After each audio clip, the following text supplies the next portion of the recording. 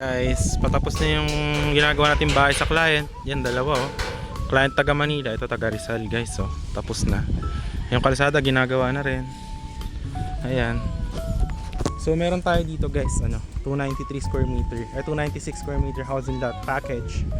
Ayan, patapos na rin yan. 296 square meter siya na 120 square meter na house and lot.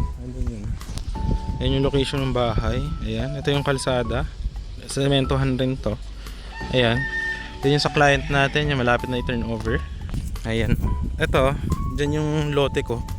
Ayan. Ito, magkakaroon ng kalsada. Ayan, magiging barangay road yan. So, yan yung 296 square meter guys. Ayan. Siya, promo. 5 million guys, naka-promo siya ngayon. January, 4.5M. Tatapusin yung bahay, mga 1 month and a half. Ayan siya. Alright, ito yung magiging concrete road. Doon yung lote ko, doon yung mga client ko. Ayan. Makita nyo siya. So ngayon, sinisimulan na yung bakod. Ayan o, sinisimulan na to, naguhukay na. Hanggang dyan yung muhon, babakuran na yung property. Paikot yan, tapos dito lalagyan ng gate. Lagyan ng Porsche. Ito yung magiging itsura ng house pagkatapos na. Ayan, nakita nyo, matibay po yan. Talaga yung trusses nya, no? Pulidong pulido. Ayan. So hanggang doon yung property, hanggang dito sa kabila. And para mas ma-visualize nyo muna kung gaano siya kalapit sa Tagaytay, this is located at Barangay Panungyan, Mendez, Cavite, 550 meters above sea level. Just 5 minutes from Tagaytay. Ito po yung drone shot of the house.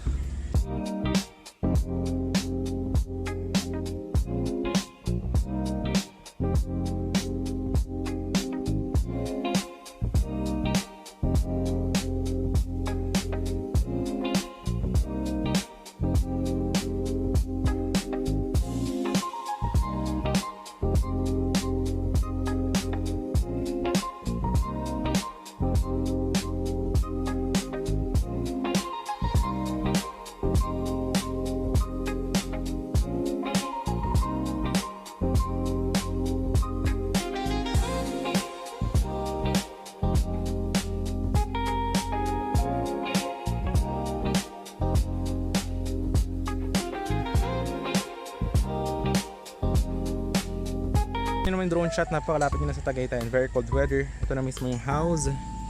Ayan siya. So from here, ang frontage ng 296 square meter, ayan, babakuran na yan. Hanggang dito sa kabila. Ayan, hanggang dito. Andyan yung muhon, tapos diretso doon. Ito na yung bahay, ayan. Tapos, ito yung magiging itsura ng bahay pagtapos na.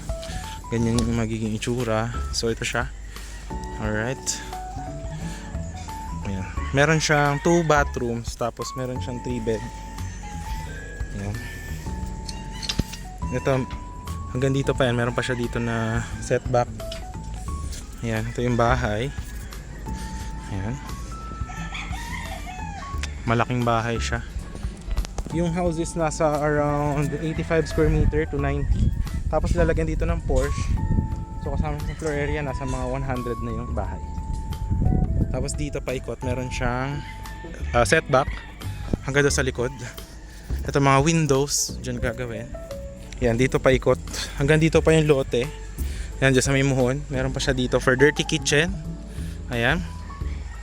So dito yung likod ng bahay. Ayan, ganyan. Ayan. So ito yung likod ng house. Ayan siya. So, ayan. So yun, naka-promo siya ngayon from 5M, naka-down siya ngayon 4.5M. Ang down payment is 2 million. And natatapusin namin yung house in 2 months, 1 month and a half to 2 months. And then ito turn over namin sa inyo full finish with kuryente tubig, same nun. Yan, na-turn over namin yan sa client last month, 1 month ago. May kuryente tubig, yan, dyan na sila nakatira. Tsaka yun yung katabi. Ayan. So, yun. So turn over namin sa inyo yung house, tapos deed of sale signing, bayaran nyo yung 80% remaining nung 4.5M. Yung 20% remaining isa title na pagka na-process na namin sa inyo. Pero yan, ito yung mga clients natin na bumili before. Yan, tsaka to, nandiyan na sila nakatira na, may kuryente tubig na yan, na-turn over na natin. Ayan, ganyan. So yun, if you're interested, ayan, perfect for retirement ng mga house and lot. Dyan po yung Viber WhatsApp ko. I could meet you here on the property, or if nasa ibang bansa kayo, I could meet your representative or something if ano yung mas best or convenient for you, and we will do that. Okay, so yun, if you are interested, yan, nandyan na siya guys. Napakagandang house for retirement. If may mga suggestions pa kayo, pwede nyo i-message sa color kasi ang plano namin is this design. If meron pa kayo suggestions, yan, napakalapit sa Tagaytay. This is it, perfect na perfect for you. So yun lang guys, thanks for watching and see you in the next one.